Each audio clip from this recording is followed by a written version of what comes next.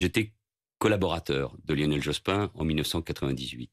Et je me rappelle de ce 6 février 1998, quand on a annoncé au Premier ministre de l'époque, qui connaissait en plus très bien le préfet Erignac, l'assassinat de ce dernier.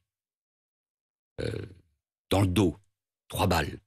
Et c'est la première fois d'ailleurs qu'on tuait un préfet depuis la Libération, depuis le martyre de Jean Moulin. Donc, je sais bien que la mémoire et l'actualité effacent tout, mais on ne peut pas oublier qu'on a assassiné un homme, je pense aussi à sa famille, et le symbole de l'État, Claude Érignac. On ne peut pas l'oublier.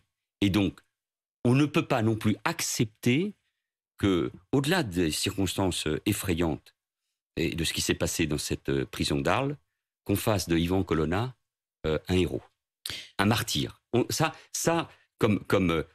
Pas seulement parce que j'étais ministre de l'Intérieur et que ce ministère représente l'État et que je sais la puissance symbolique du corps préfectoral dans notre pays, mais parce que, comme citoyen, comme Français, c'est insupportable qu'un terroriste qui a tué un préfet, encore une fois, au-delà des circonstances de sa mort, puisse être érigé en héros et en martyr. Ce sera sans doute le cas dans la marche qui est organisée aujourd'hui à 10h par les jeunes de Corse, par les jeunes lycéens qui déjà brandissent des images d'Yvan Colonna comme d'un héros. J'étais à Toulouse dimanche pour commémorer les attentats de Toulouse et de Montauban, dans d'autres circonstances, et je me méfie évidemment des comparaisons.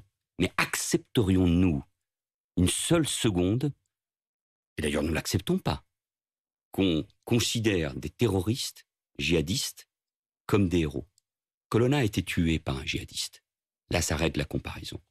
Mais je n'accepterai jamais qu'un terroriste qui s'est pris un homme et au symbole de l'État puisse être un héros. Ça veut bien dire qu'il y a eu sans doute une faillite politique, et depuis des années, en Corse, parce que je me rappelle aussi de la manifestation puissante des Corses au lendemain de la mort de Claude Érignac pour dire non, ça suffit, ça n'est pas possible. Sauf qu'aujourd'hui, ces jeunes disent, non seulement ils brandissent la photo d'Yvan Colonna comme leur héros, mais ils parlent même d'eux-mêmes comme de la génération Yvan Colonna.